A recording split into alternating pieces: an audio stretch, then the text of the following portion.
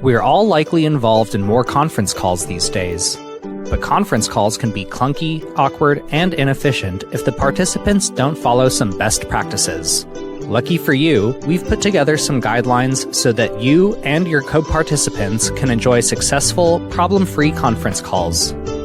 Calling in a few minutes ahead of time is a good practice. It's better to wait for other people to show up on time than for them to wait for you to show up late. The meeting organizer should supply an agenda before the call begins and should lead the call by keeping people on schedule and on topic. Save specialized conversations for another time. Make sure to mute the microphone when you're not speaking to prevent background noises from coming through. Try to conduct your call from a room that is free from background distractions, and if you know noise will be an issue, be upfront about it at the beginning of the call. It's not always easy for people on the call to identify you based on your voice alone. Be sure to state your name before speaking or have someone on the call introduce you before you begin.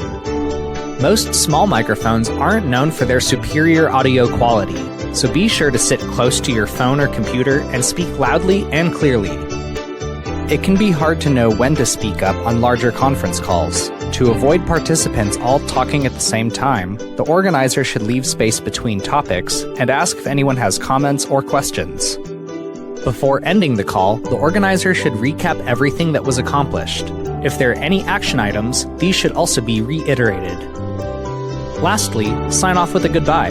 Don't just hang up and leave the remaining people on the call in a strange silence, unsure if the call has ended or not.